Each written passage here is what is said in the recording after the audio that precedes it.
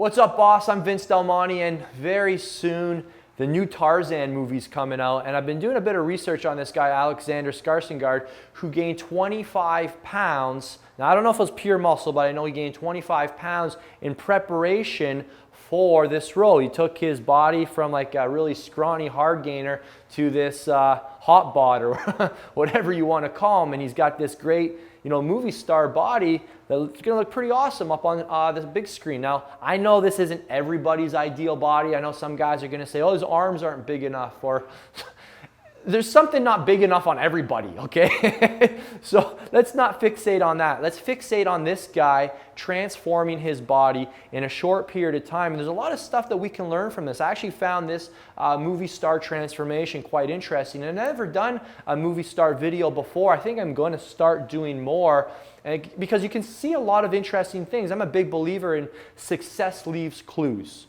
Right? If we can look at all these guys that get prepared from these movie star roles, there's clues that they leave and things that we can learn. And there's also things that we can learn that can validate what we're doing. And I found some interesting things about this guy in particular that I want to address. 7 things, and I'm going to keep this video short. And the first thing that I found really fascinating about Alexander is he isn't a fitness guy. And He's not like, he hasn't been doing this. He's not like The Rock or like, some of the other guys who, this is their lifestyle. They live and breathe this stuff. They know about macros and calories, and they could teach a course on building muscle. This guy is a non-fitness guy. And I really like that. If you watch this little clip here. I had obviously a very, very good trainer who, I basically had him and a nutritionist and basically did it because I've obviously never done anything like this before, this extreme, and I was just really nervous. It was a big challenge, and I didn't know how my body would respond to the training and the diet. He was nervous, and he wasn't sure what to expect. He wasn't sure what to expect from the new training he was going to go through and the diet that his trainer put him on, which we'll discuss in a moment as well, because I did some research on that. And I think that's really fascinating. I think that a lot of new people don't know what to expect. They're being taken into this whole new world that's different, and they're going to be doing things in the gym that are going to involve time and resources and finances and effort and new clothing and all this stuff, and they're trying to figure out, is it going to work? And I think it's really cool that what we can learn from him is that this kind of takes me to point number 2, is that he trusts the process. And he trusts his coach. And this is one of the things I really want to sync on. And not because I have a coaching program and you can hire me. I mean, you can hire pretty much anyone out there. So everybody's a coach these days. But I think it's really cool that he said that he trusts his coach. If you just listen to what he says here. So I had to be very diligent and just listen to Magnus, my trainer, and whatever he told me to do, I did. And he didn't know what to do, and he just did what his coach said. And I think that's great advice for beginners. And I still remember, it sounded like he didn't say it, but he sounded a little skeptical, right? And I still remember when I was in in high school, my coach was getting me ready for the provincial cross-country championships. And early on in the season, he told me at the start of the race, he said this to me, he said, Vince, it was a 7K race, and he said, I want you to go out with the leaders for the first kilometer. And I knew who these guys were, and I knew I didn't have the fitness to stick with them. And I said, what? I was scared. I got scared. I was skeptical. I'm like, I can't keep up with those guys for the first kilometer. And he said, just trust the workouts. He said, just trust me. I want you to stick with the leaders for the first kilometer. And here's the coach telling me, skinny Vinny back then, what to do. And I said, okay, I'll do it. And I hung with the leaders for the first kilometer, and it built up my confidence. And I saw after the race what happened, and I beat some guys that I never beat before because I got out. The coach had a reason for it. That's the point. The coach had a perspective that I didn't have. And that's one of the big things that you guys can get working with a coach. They see things that you don't see. And that's why all great athletes have coaches. You won't find a successful person in the world that doesn't have a coach. All right? So if you're struggling, ask yourself, well, who's my coach? Who's on your team? So I thought that was really cool. Anyways, it's a cool story with my cross-country coach. The next race, he told me to stay with the leaders for the first 2K. And then over the course of the season, I saw what he was doing. So he could see the big picture. He was getting me ready to run with the leaders at provincials, but he was starting to prepare me at the start of the season. So there was a process, and I couldn't see that, but he saw that, and I didn't recognize it. So trust the coach. That's my next thing. If you've hired somebody, if you've bought someone's program, put your faith in them and see what you learn. You're going to learn something. Another thing, let's talk about Alex's diet. So he talked about, let's watch this little clip here. I got to ask you about your body for the art of Tarzan. How do you get like that? It's just a lot of chicken cutlets and crunches. Do you like working out like that, or is it? Nah. No. He talked about eating chicken breasts all the time, chicken cutlets. And I don't know the extent of his diet. I'm sure he ate more than chicken cutlets. But again, this is just another element of this fitness world is weird. And everyone wants you to like make these big changes really quickly, and they see you doing something and they're like, oh no, you don't need to do it that way. You can eat your favorite foods and still get lean. But for some people, it's good to stick to something that's strict. And this was strict for him. And the coach probably had a reason for him eating, a stricter diet. I mean, they were working in a fixed period of time. So again, it just comes down to understanding that there's a lot of different advice out there, and it's going to be more applicable for certain people in certain situations. So never say that's wrong. It might be right for that person in that situation. So you can't say, why the hell do you eat just chicken cutlets? I'm sure he ate some variety, but another thing I want you guys to take from that is that he trusts the program. There was a reason for, maybe the coach knew that he could stay compliant to the diet. Who knows? But there was likely a reason, and let's hope there was. I'm going to assume there was. I'm going to assume this coach is a pretty smart guy. All right, so let's talk about the next thing he talked about here. What did you cheat with? Well, it was actually Magnus that after 5 months, we did about 4 months of prep, and about maybe 6 months into the process of like prepping, and we were shooting in London. So what did he let you eat? Nah, he was like, Alex, let's go for lunch, and he took me to this Italian restaurant in Notting Hill, and sat down and like, what do you want? And I was like, I started crying. I was like, what do you mean? He's like, have a pasta, and I had it. And then he's like, are you still hungry? I was like, yeah. We'll have a pizza then, and have some tiramisu. And it was the best meal of my life. The cheat day. And I found it interesting that he said that I think they had the cheat day, what was it, like 4 or 5 months into the training. And I found that fascinating. That actually falls in line with my experience when I was working with Big Ben Pikowski in prep for my, what was it called, my pro qualifier meet. And I kept asking, hey, when's the cheat meal? When's the cheat meal? And he's like, he texts back like one-word answers. He's like, no. What do you mean? That's not it. He's like, you don't need it yet. He's like, you're not lean enough. Like, you got to earn it.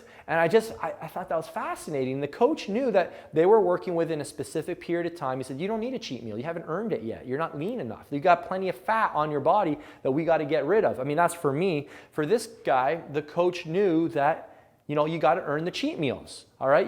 Some people put them in their program because it keeps them compliant the rest of the week. But in this case, they had the cheat meal for a strategic reason. All right. So again, what's your lesson from this? You need to have a reason for how and when you're going to use them. All right. You just don't do them because everybody else does. All right. You have to understand what they're going to do, why they're going to help you, and when to time it in. All right. So let's talk about his training program. This is going to be a fun one. So I did a bit of research. There's not a whole lot out there, so I'm interpreting what I read. So hopefully I get this close. If someone wants to correct me, feel free. But what I discovered is that he had 4 workouts per week, 4 weight training sessions, and he was doing more of your traditional bodybuilding workouts. He had an arms day, he had a legs day, he had a chest and shoulder day, and he had a back and rear delt day, I believe. About back, shoulders, and rear delt day. Back and rear delt day. And he was doing your traditional compound lifts with a variety of rep ranges, which is stuff we teach here to hit all the different muscle fiber types. On top of the weight training, he was doing interval training on his off days. And I believe it was 3 to 4 times per week. I don't know exactly what kind of interval training he was doing, but I know it was a lot of variety, a lot of what they considered functional exercises like bear crawls, and who knows, I'm going to be guessing he's doing a lot of sled pushes and maybe really high intensity things, because for him to be focusing on increasing his conditioning, right? He's trying to get fitter. He's trying to be able to perform like Tarzan and do all these incredible feats that he has to do while on set. It's exhausting. I'm sure it's extremely physically challenging. And for him to have to do all that, he needs to be in shape. So he can't just be this big muscle guy. So what that tells me is that he was eating a lot of calories. Again, I'm guessing here, but this is what I'm assuming. Because if he's gained a lot of weight on the scale, he had to be in a caloric surplus. But if he also finished his transformation with abs, that means he was doing a great job training hard and probably eating a lot of food at the same time, which are two great goals, because the more food you have, the harder you can train, the more you can recomp your body. You can build muscle and burn fat at the same time. But that's the secret. You've got to have a lot of calories so that you can train hard, so you can burn the fat off, and so you can build muscle. So I'm going to suspect that that's why the interval training worked really well, because it also keeps your metabolism up. It keeps you hungry. A lot of people they're like, who are skinny, like, I'm so hungry. I'm like, just do some interval training. You crank your metabolism. Then you'll get your meals in you no problem. So I suspect that was a key component of his program as well. All right, 2 more things here to wrap this up. One of the things I liked was that he had a specific goal. He knew he had to gain size. And there's 3 things you have to know when you're setting goals.